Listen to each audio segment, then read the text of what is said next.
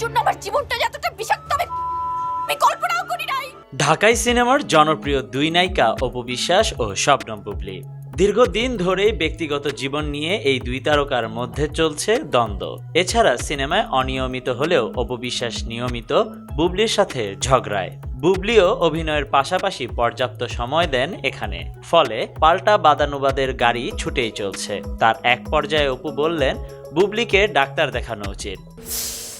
এই যে এক লাইন বেশি বুঝলো, একটু চান্স পাইলেই কত কিছু যে কয়। সম্প্রতি সংবাদ মাধ্যমকে অপু বলেন, আমি একজন নারী হিসেবে বলবো উনি যথার্থ সম্মানীয় মানুষ। প্রতিটি মানুষের তার নিজের কাছে সম্মানের জায়গা খোঁজেন। তিনিও এতটা সময় ধরে তার ক্যারিয়ারের ব্যস্ত সময় কাটাচ্ছেন। তবে আমার মনে হয় নিজের প্রচারের স্বার্থে অন্যকে ব্যবহার করে নিজের ব্যক্তিত্ব বিলিয়ে দেওয়াটা বুদ্ধিমানের লক্ষণ নয়। আর যদি এটাই সে মনে করে তাহলে তার উপযুক্ত চিকিৎসার দরকার।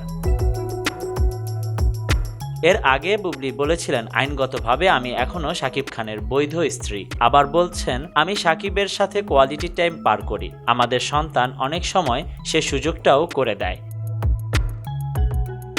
বিষয়টি নিয়েও কথা বলেছেন অপু। তার ভাষায়, শাকিবকে নিয়ে তার এত মন্তব্যে আমি ভাষা হারাচ্ছি, আবেগে আপ্লুত হচ্ছি। আমি কি বলবো বুঝতে পারছি না।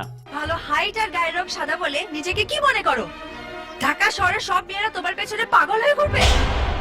এসব বলার কারণ হিসেবে শাকিবের প্রাক্তন স্ত্রী বলেন, এই যে উনি শাকিবের একের পর এক হাড়ির খবর দিচ্ছেন, কিন্তু আমি কোনো হাড়ি খুঁজে পাচ্ছি না। কিন্তু মজার খবর পাচ্ছি তার মুখ থেকে। এ ব্যাপারে আর কি বা বলবো, ওনার মনে হয় ডাক্তার দেখানো উচিত।